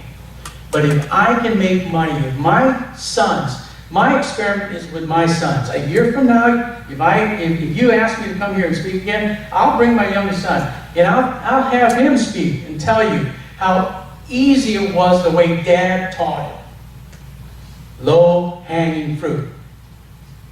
And one of the other cool things that we do as his students is we go to court with him and watch. So he has a judgment debtor exam, we'll go and we'll be his note taker, or we'll be his witness, or we all have a role when we go. It's actually a play. I'm the bad guy, and she's the nice person that's, empathetic. And then I've got Jeff who comes in, he's my investigator. He's a tough dude. And then I've got another guy come in, and that guy is, oh yeah, he's a nice guy. No, we play a role. I mean, we have fun. My students come in and watch me, okay? And I don't charge for that, do I? No. No, it's all free. My students get everything from me. And that's why I want these guys to make money, because why? They've invested a lot of money in this. Well, not really. I mean, $2,000's not a lot. And you can blow that on the dinner. Some good wine. Yeah. But seriously, this is, if you're looking for something to start the year, you want something that's out of the box. This is so out of the box, right? You guys agree? Because when Iris asked me about this, she had no idea what this was. And she said, man, you ought to come to, I said, there's so much more than what I can talk about. Give me days, I can tell you guys. But my students are going to learn all this. And in 5 years' time, we're going to have a rollicking party, because we're all going to go, I think next year we're going to Maui. So we do fun stuff, we go to Maui. And then what we do is we didn't have our Christmas dinner this year, because I got busy. But we're going to have our Christmas dinner in January. Only my students. So I believe in having fun. I believe in making it happen. Yes, ma'am? Would this be similar if a person who's going through a judgment hires a judge of recovery service? They go after, they basically pay the person that's going through judgment X amount, and then they go after the, Yeah. right? If you have a judgment, you don't want to work it yourself, right? You can say, I don't have time, I want to. you don't have time, Payments, just give me. do all the work, give me half. Got it. That's the deal. Right. That's the deal. Sit back, wait for the checks. Then I write you a check every month. I have so many judgment creditors who, I'm sending them checks at the end of the month, because that's when I do my accounting. I got to write 50, 60, 70 checks because I'm getting all these sorts of checks. And there are rumors that some of these checks are over $2,000, $3,000 a month to me. Just rumors. Okay? So this is a fun business. Yes, ma'am? In what circumstances people take judgment for $200, $300 million? Do they really owe them that much money? Okay, the question is, if there's a $500 million judgment issued by the court, does the judgment debtor really owe that money? Absolutely. The judgment debtor is on the hook for $500 million. The problem is they don't know how to collect. The judgment creditor doesn't know how to collect. So here I come. So they really borrowed money from them? Or What's that? Is that really those people, they borrowed money, or just? It depends. It depends on whatever reason. Look, a lot of the big judgments are because of contract law. Companies suing each other, right? And so somebody broke the contract, and their damage is $500 million. Yeah, but I teach my students to start with the low-hanging fruit, the small claim stuff, so that you're making money every week. Because my goal is all my students, and this worked out for a bunch of my students, they get their money back. They get their money back. From that point on, it's all pure profit. And one case will get your money back. One case. Okay? I'm working with Luke Love, Steve's son. He's what, 19? Just turned 19. Just turned 19. And as long as he does exactly what I do, he's going to make more money than Dad. Because he's going to buy RCFE, Steve. Any other questions? Yes, sir. I have a question. Now, you mentioned in the probate, right? The executor may call you or will call you if you have an abstract of judgment.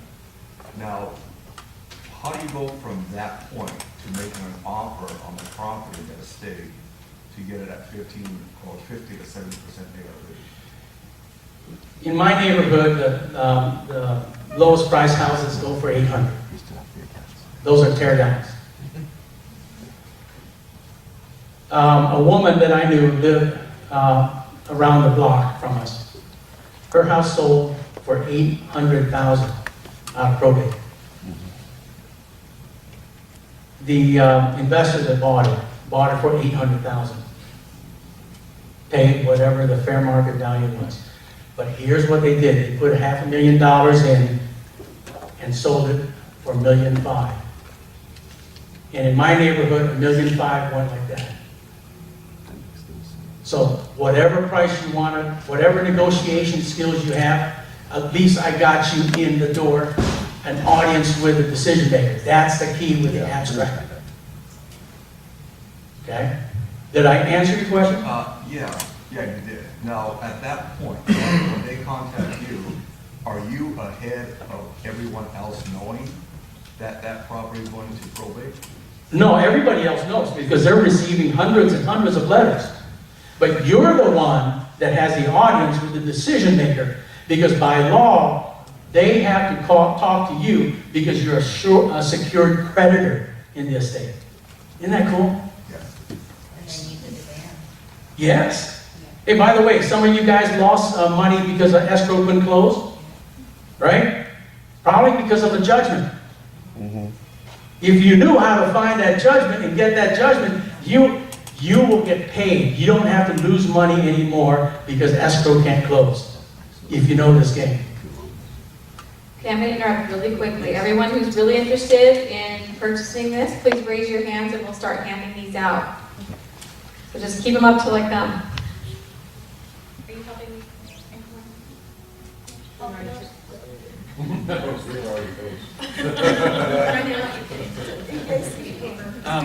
Jade, for you, special price. Oh,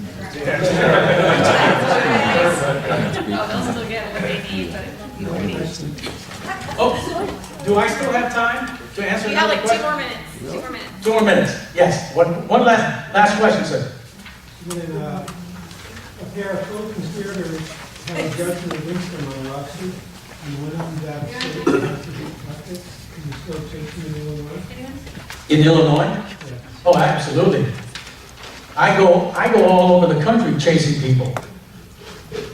If it's big enough, it's got to be worth my time. If it's like a 10,000, 20, 25, 100,000, I won't bother because I got enough in my thing. But if it's this $4 billion judgment that I'm negotiating to take over, the judgment debtor has money in Asia. And the judgment creditor is going to have to pay for my first class trips when I go to Singapore to perform my depots. And I only stay at the best hotels. So I love this gig. That's why I have my sons helping me because guess what? Somebody's got to run the office. I can't do the daily stuff. Okay? But yes, I will go anywhere to chase somebody. Barbados, yes. Part of this would be good preparation for a lawsuit on Pennsylvania, that I can find out more about the people that I'm going to bring in as co-conspirators. Yeah, absolutely. You learn this stuff. You learn how to use my subpoena strategy. Let's pass my business cards around. So that would be easier to negotiate, not have to go to trial, so that I know what I can do. I can save you a lot of money. Pass it around, yeah. I didn't, I was so giddy today. I didn't have lunch because I was counting my money today. Yeah, so I forgot to bring all my business cards. Sorry. But you guys have my cell number, right? Hey, give me a call. Tell me, hey, listen, you know, I'll take you out to In-N-Out. Love In-N-Out.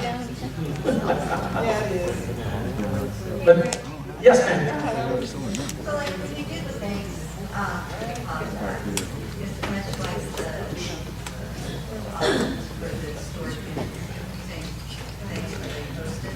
Yeah, but it's hard to find it and post it. You know, usually the sheriff's sales, only one person shows. That's how I got that little pate. I was the only one there. That's crazy. It's crazy what? I know, isn't it cool? Okay? Yeah, Leo, how are you, man? I'm doing fantastic. Hey, I want you to know that once you become his student, you can actually take him out to lunch. Yes! And then go and have lunch with him. And then that really answers your question. No, seriously, I'm there for you guys. Because I want you to be successful. And the more successful you are, the more successful I am. Yes, ma'am. Future attorney. Oh, is that 4 years? Okay. Yes. Do you recommend that when we do this, we go incognito and then say, hey, I'm collecting the current? Do I recommend you go incognito?